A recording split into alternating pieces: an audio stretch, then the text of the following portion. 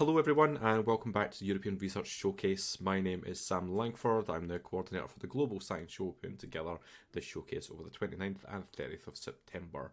Whether it is videos like this, other sorts of video content you might be seeing, we have profiles being shared, threads of content being shared by researchers all across the European Union talking about their work, who they are, and why they think you should learn about the work that they do. I'm delighted to be joined by Dr. Anurag Roy from the University of Exeter to talk about their work and why it's awesome. So, hello, welcome in. How are you doing today? Hi, Sam, and thank you so much for this opportunity to interact with you through this European Research Showcase program.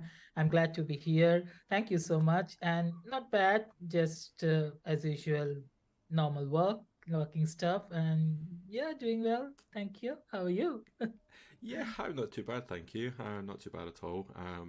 Really, just this is a I've been doing a lot of these interviews, and it's just such a pleasure to hear about all the amazing stuff that people are doing all across the country and all across Europe. So, yeah, it's a really nice day to get to spend doing this sort of thing.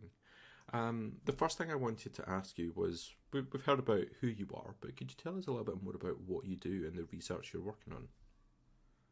Yeah, definitely. I'm a research fellow in the Solar Energy Research Group, which is based on the Environment and Sustainability Institute at University of Exeter Penryn campus, which is the another campus situated in a very beautiful place called Cornwall, which is in the southwest of UK.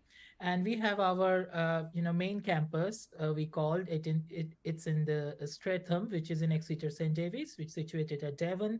But we are the another campus, and I'm working as a research fellow, uh, as a material chemist. So my work is quite interdisciplinary, and it's basically related to material development, synthesis, designing, and of course their physicochemical characterization for solar energy applications. So it's not direct related to or straight away related to uh, photovoltaic systems.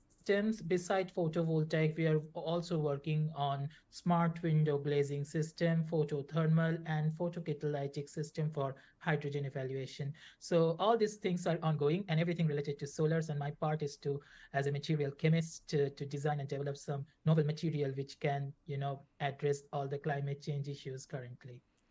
And how does it have an impact on society's way of dealing with climate change? Yes, it has a very direct impact on the society. It's not only address the current UN Sustainable Development Goals, because we are straight away strictly working on the Sustainable Development goals, which is set by the United Nations. But also, we are trying to engage more local people and local businesses through our research, so that they can at least have a basic knowledge and understanding of how to save energy, and not only that, how we can regenerate energy from renewable sources, especially solar, because it's free. So that's our current target, our product, our research, how we can in line with the current societal system. And not only that, as I mentioned, because solar energy is free, but we need to know the technique, the tricks, or the strategy that how we can convert the sun into electricity, or solar heat into electricity. So the transmission format, that what we are trying to imply in the society, so that they can have a maximum benefit for energy saving, at the same time carbon emission fighting. And what sort of stage is your research at the moment in terms of the kind of research to application? Yes, we have developed various prototypes, and also we are linked to various industries. Especially in my group, one of my professor has already a spin-out company. So they are developing some concentrated solar power, which is basically integrate a lens with silicon photovoltaic. So at at a very minimum light, or you may say at indoor light condition also they can generate some solar energy. So we don't need all time sun, and especially the European country, we never get all time sun at all. So to keep in mind that weather acceptability, we are designing ourselves in terms of they can act at low light condition, low intensity condition, even at night time also.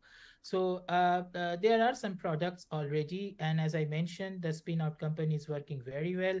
And also we are trying to develop some smart window glazing and trying to contact with the local businesses, especially European country. Double glazing is a big platform of research, because building energy consumes almost 40% of our global carbon emissions.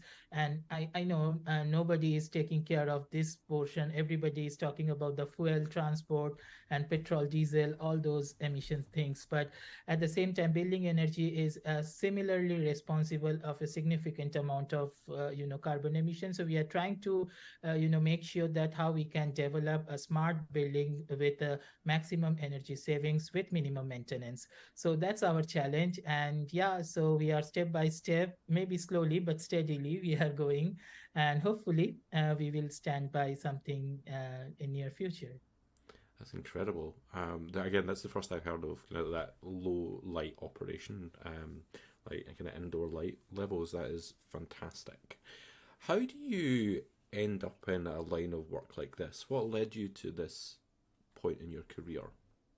That's a very interesting story, and actually, we don't have a lot of time to discuss it. But I thought I will, when I was doing my PhD back to India in 2016, I was selected for a fellowship. It's a very international fellowship called the Newton Bhabha Fellowship, which is sponsored by British Council, so and Department of Science and Technology, Government of India. So I was one of the awardee in that year, and I came to UK first time.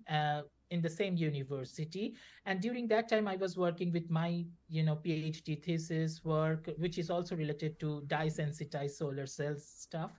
And once I completed my PhD, or about to complete my PhD actually, so I got an offer from the same university, Exeter, from the same group, that they have a position, and they are looking for a postdoctoral researcher who can work for the solar thermal passive cooling development techniques and coatings specifically. And they're looking for a chemist, a material chemist, who can design the passive cooling strategy, because I have an experience of multiple synthesis techniques. So as a result, it was kind of a straightforward for me. When I got this opportunity, I straight away come before ending my PhD, and in 2019, and since then I'm working in the same lab. And of course I got some promotion but yes, the fellowship what I have received in 2016, that's very important in our life.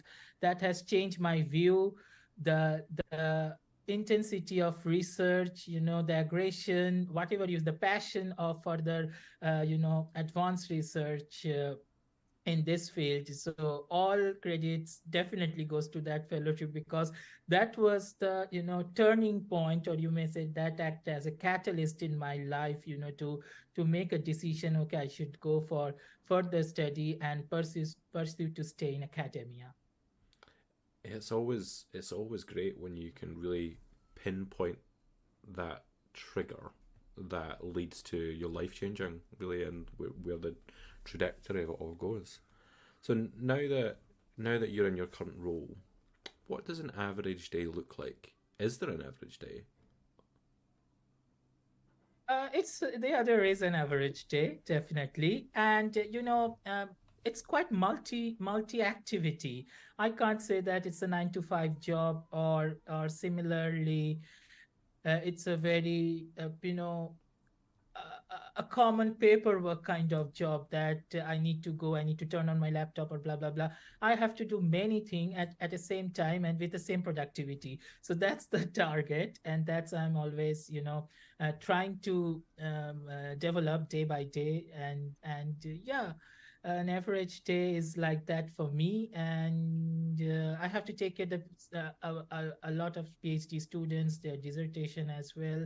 So yeah, you may say average day is home to office, and of course, in weekend some outing. That's it. I enjoy the simple way of life leading. Yeah.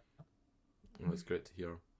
Well, we have rapidly ran out of time. These 10 minutes do not last a long time.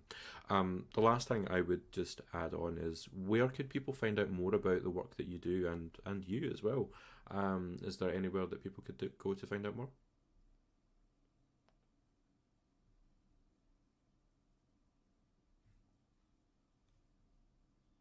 Can you hear me okay?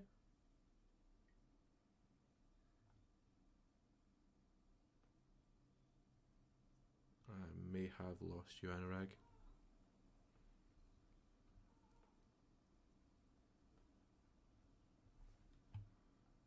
Recording stopped.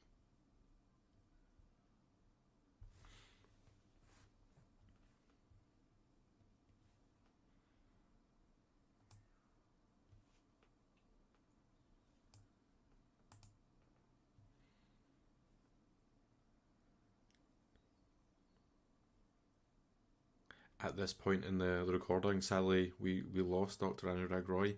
Um, Bandwidth of having the joy of being in somewhere like Cornwall. But thank you so much for watching along, folks. Thank you for participating in the European Research Showcase. Thank you for engaging with the content that we've been putting together. There's